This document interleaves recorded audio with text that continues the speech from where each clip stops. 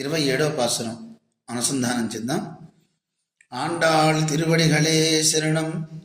ஓம் அஸ்மத் குருப்யோ நமஹ. கூடாரை கூடாரை வெல்லும் சீர்